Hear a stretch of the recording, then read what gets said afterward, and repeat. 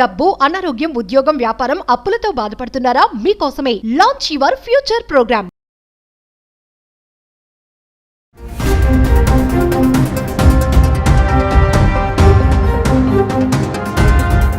నమస్తే, welcome back to Suman TV. Present మనతో పాటు ఉన్నారు అనలిస్ట్ మందడి కృష్ణారెడ్డి గారు.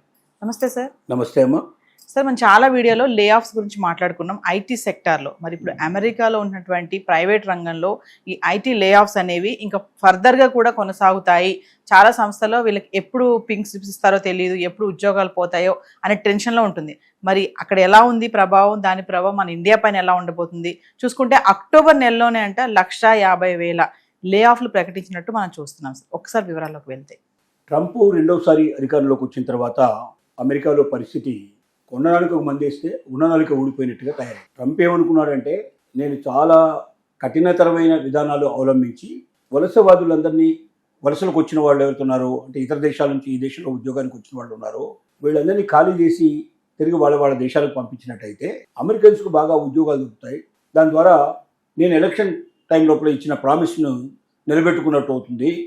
అమెరికన్స్కు నేను ఎక్కువ ఉద్యోగాలు ఇప్పిస్తాను, వాళ్ళ జీవిత ప్రమాణాలు బాగా పెంచుతానని చెప్పి ఇలాగ చెప్పాడు. కానీ ఇప్పుడు జరుగుతున్న దాని విరుద్ధంగా ఏం జరుగుతుందంటే, ఎప్పుడైతే ఇతర దేశాల నుంచి తీసుకురావడానికి వీలు లేదు అని కండిషను పెట్టడం కానీ, లేకపోతే $1,00,000 H-1B వీసాకు పెట్టడం కానీ, ఇంకా చాలా రకాల నిబంధనలు కఠినతరం చేయడం కానీ, ఇలాంటివన్నీ చేస్తున్నప్పుడు ఒకటి ట్రంప్ విధానాల వల్ల, రెండోది అక్కడ ఏఐ వల్ల కూడా, ఆర్టిఫిషియల్ ఇంటెలిజెన్స్ ఏదైతే వచ్చిందో దానివల్ల కూడా చాలా జాబ్స్ను కటప్ చేసుకోవడానికి అమెరికన్ గవర్నమెంట్స్ కూడా, అమెరికన్ కంపెనీస్ కూడా సిద్ధపడుతున్నాయి, ఐటీ కంపెనీలు ముఖ్యంగా. కారణం ఏంటంటే, ఏఐలో ఉండే ఉద్యోగాలన్నీ కూడా ఏంటంటే ఎక్కువ భాగం కిందివాడు చేసేవి, అంటే ఎక్కువగా అమెరికన్స్ చేసేటువంటి పనులు అవి. మేధస్సు చాలా ఎక్కువగా ఉండాల్సిన అవసరం లేదు దానికి. మేధస్సు ఎక్కువ కావాలనే ఇతర దేశాల నుంచి తెచ్చుకుంటున్నారు ఒక కారణం. రెండోది, ఇతర దేశాల నుంచి వచ్చేటువంటి వాళ్ళు చాలా తక్కువ సాలరీలో పనిచేస్తారు, మనకు ఎక్కువ కాలం పనిచేస్తారు, ఎక్కువ ఒబీడియంట్గా ఉంటారు అనేది రెండు కారణాలు. ఈ రెండు కారణాల్లో ఇతర దేశాల వాళ్ళు తీసుకురావడానికి ఎప్పుడైతే వీల్లేదన్నారో, ట్రంప్ కోరుకున్న విధానంగా అమెరికా లోపల ఉద్యోగాలు పెరుగుతాయన్న ఆశని సన్నగిల్ల చేస్తుంది.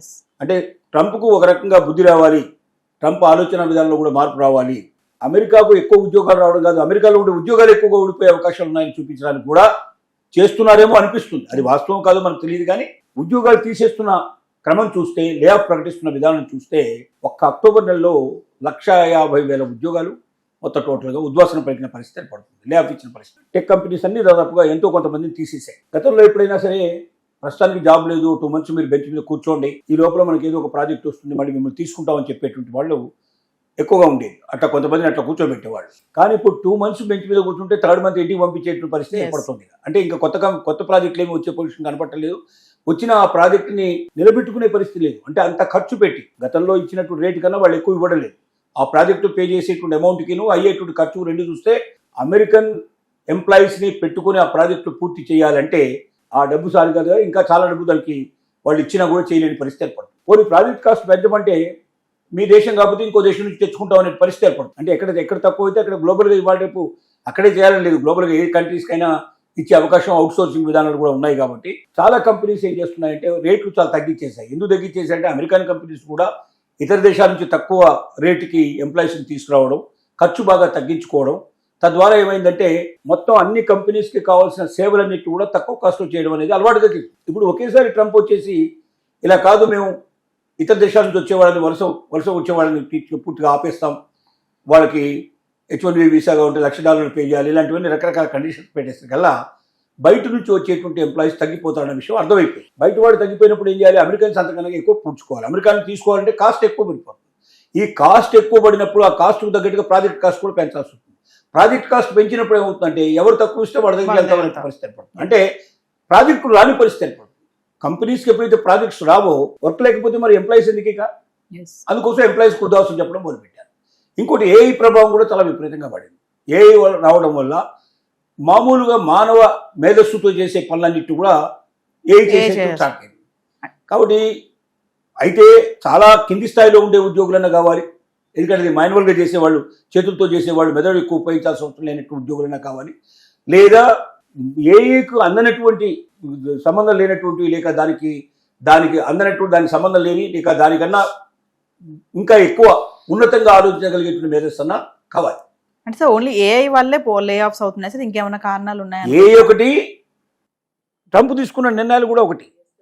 ట్రంప్ తీసుకున్న నిర్ణయాల వల్ల ఎప్పుడైతే అమెరికన్స్ని ఎంప్లాయీస్గా పెట్టుకోవాల్సిన పరిస్థితి ఏర్పడుతుందో ఎక్కువ కాస్ట్ పడుతుంది. ఎంప్లాయీస్ కాస్ట్, మెయింటెనెన్స్ కాస్ట్ ఎక్కువ పడుతుంది. ఈ మెయింటెనెన్స్ కాస్ట్ ఎక్కువ పే చేసేకల్లా ప్రాజెక్ట్ కాస్ట్ వర్కౌట్ కావట్లేదు. ఇప్పుడు ఎవడైనా లాభం కోసమే చేస్తాడు కదా. ఇంత ముందు ఉన్నటువంటి దాని ప్రకారంగా లెక్కలని చూస్తే ఈ రేటు ప్రకారం మీరు మాకు ఇచ్చినట్టయితే, ఈ పనికి మేము పని పూర్తి చేసి ఇచ్చినట్టయితే మాకు ఇంత మిగిలేదు అనేది వాళ్ళు లెక్కలేసుకున్నారు. కానీ ఇప్పుడు ఏమవుతుంది, అంత మిగలడం లేదు సరి కదా, పైపించి చేతుల నుంచి పడేటువంటి పరిస్థితులు ఏర్పడుతున్నాయి. అలాంటప్పుడు ఆ ప్రాజెక్ట్ తీసుకోవడం వేస్ట్ అనే ఉద్దేశంతో మేము ఈ రేట్లో అయితే చేయలేమంటున్నారు. వాళ్ళు ఇవ్వటం. వాళ్ళు ఎవరికి ఇస్తారంటే ఎవరు తక్కువ ఇస్తే వాళ్ళకి ఇస్తారు. అమెరికన్ కంపెనీస్ కాకపోతే బయట వాళ్ళకైనా ఇచ్చేసుకుంటారు. ఇవాళ గ్లోబలైజేషన్ అయిపోయింది. కంప్యూటర్ సిస్టమ్ లోపల ఏదైనా టెక్కి సంబంధించిన వర్క్ ఏదైతే ఉందో అది అమెరికాలో ఉన్నవాడు అయితే అమెరికాలో, ఇండియాలో ఉన్నవాడికి ఇండియాలో కంపెనీకి చేయాల్సిన అవసరం లేదు. ప్రపంచంలో ఏ మూల ఉండేవైనా ఏ మూలకైనా చేసుకోవచ్చు. అంతా ఆన్లైన్. వాడికి కావాల్సినటువంటి క్వశ్చన్స్ వాళ్ళు అడుగుతుంటారు, ఆన్సర్ ఇస్తారు, లేకపోతే వీడియో కాల్ పెట్టుకుంటారు, మాట్లాడుకుంటారు. ఏమేం కావాలో ఇన్ఫర్మేషన్ అంతా ఇన్పుట్ అంతా ఇస్తారు, అవుట్పుట్ ఆటోమేటిక్గా వస్తుంది. దాన్ని ఆన్లైన్లో వాళ్ళు పంపించేస్తారు. అంటే అమెరికాలోనే ఒక కంపెనీ పెట్టి అమెరికాలో ఉండేటువంటి కంపెనీలకు సంబంధించినటువంటి ఏదైతే కంప్యూటర్ సంబంధించిన లేదా దీనికి సంబంధించినటువంటి ఏదైనా వర్క్ ఉందంటే ఆ వర్క్ని అక్కడి కంపెనీయే చేయాల్సిన అవసరం లేదు. బయట దేశంలో ఏ కంపెనీ అయినా చేయొచ్చు. కాబట్టి ఏ దేశం తక్కువ రేటుకి ఇస్తే ఆ దేశానికి కంపెనీలు పరిగెత్తే పరిస్థితి ఏర్పడదు. అలాంటప్పుడు అమెరికా నుంచి ప్రాజెక్ట్స్ అవుట్ సైడ్ కూడా వెళ్ళిపోతున్నాయి. అవుట్ సైడ్కి వెళ్ళిపోయినప్పుడు ఏమవుతుందంటే ఇక అక్కడ ఉద్యోగస్తుల యొక్క అవసరం లేదు. ఖాళీగా కూర్చోబెట్టి డబ్బులు ఎంతకాలం ఇవ్వగలుగుతారు, పోషన్ ఎంత చేయగలుగుతారు. కాబట్టి ప్రాజెక్ట్ వస్తే తీసుకుంటాం, ప్రాజెక్ట్ లేదు కానీ పంపిస్తాం. ముందు కండిషన్ ఉంటుంది, అగ్రిమెంట్లోనే కండిషన్ ఉంటుంది. గవర్నమెంట్ ఉద్యోగంలాగా నీకు జీవితాంతం పోషిస్తామనే పరిస్థితి ఉండదు ఇక్కడ. నాకు పని ఉంటే నీకు పని, నాకే పని లేకపోతే, నాకు ఏ రకమైనటువంటి ఇన్కమ్ లేకపోతే నేను ఆటోమేటిక్గా తీసేది నాకు హక్కు ఉంటుంది.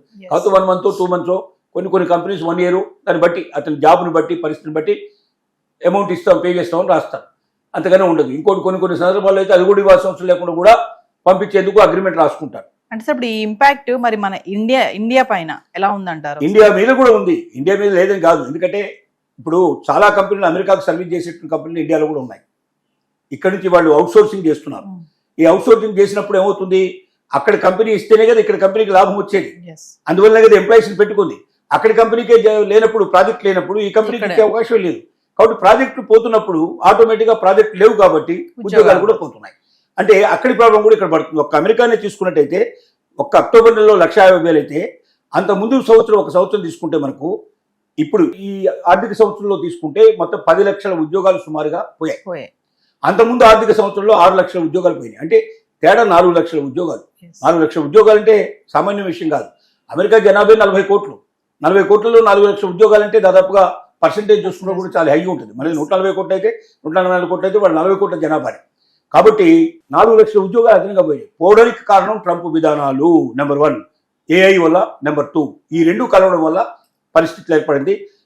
ఇండియాలో కూడా పరిస్థితి ఏంటంటే ఏ క్షణంలో ఎప్పుడు హెచ్ఆర్ చెప్తాడో నీ ఉద్యోగం పోయింది నాన్న సారీ అని చెప్పేట్టు పరిస్థితి ఏర్పడుతుంది.